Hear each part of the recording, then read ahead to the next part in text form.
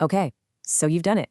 You've set the perfect budget, you're tracking every single dollar, and you are feeling totally in control. And then, one tiny little slip up happens, and suddenly the entire month just feels like a complete failure. Let's dig into why this happens and, way more importantly, how you can stop it for good. It always starts small, doesn't it? You just grab a latte you hadn't planned for, and then that little voice in your head starts whispering, well, you've already broken the budget for today. And before you even know it, that $5 coffee has somehow snowballed into a new pair of shoes and a lunch you definitely can't afford. Sound familiar? Because here's the thing. That single coffee, it's not just a coffee. It's the very first domino. It tips over and it starts this massive cascade, just knocking down all the other good intentions you had so carefully lined up for the week, or heck, even the entire month. One tiny mistake triggers a total collapse. Now, that feeling of just giving up after one tiny setback, that's not just you being bad with money. Nope. It's a real, documented psychological effect. And actually giving it a name, well, that's the very first step to beating it. So here it is. It's called the what the heck effect. It's that moment of failure that just makes you throw your hands up in the air and abandon your goal completely. You see this with diets, with workout plans, and oh boy, you definitely see it with our finances. The feeling is, hey, since I already messed up a little, I might as well mess up a lot.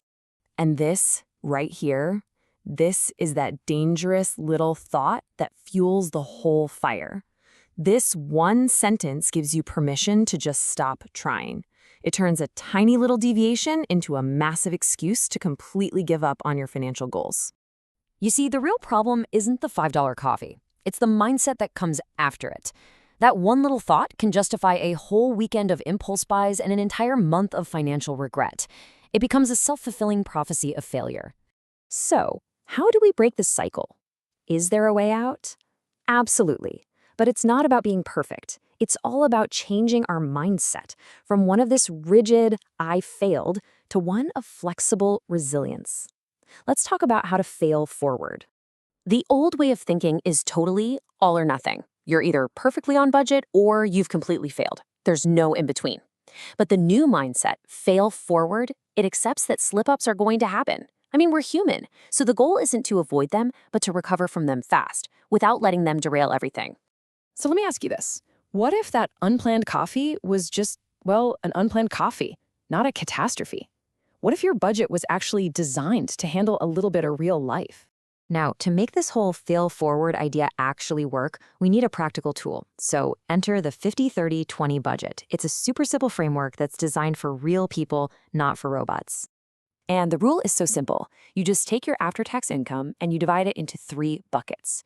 50% goes to your absolute needs. We're talking rent, utilities, groceries. Then 20% goes to your future. That's stuff like paying down debt and building up your savings. And then the really crucial part, 30% is for your wants. So you start by covering your essentials. That's non-negotiable. Then you make sure your future self is taken care of. But that middle category, the wants, that's where the magic happens. That's your flexible zone that's built to absorb the shocks of everyday life. And this, right here, this is the absolute key. That 30% for wants isn't about encouraging you to spend like crazy. No, it's your built-in protection against the what the heck effect. It's the space in your budget that allows for that unplanned coffee or a dinner out with friends without making you feel like a total failure. It's your permission slip to be human. All right, so let's bring it all together. What's the big takeaway here? The goal of a good budget isn't to create this rigid, unbreakable set of rules. It's to create a resilient system that can bend without breaking. If you remember one thing from all of this, let it be this. Stop chasing a perfect budget. It doesn't exist. Instead, build a resilient one. Build one that anticipates mistakes and gives you a clear path to get right back on track, without any of the guilt or shame. And I'll just leave you with this final thought to chew on. We so often see our budgets as these, financial straitjackets. But what if we reframed that entirely? What if a budget's true purpose isn't to restrict your life, but to protect your goals from that one inevitable moment of weakness? Something to think about.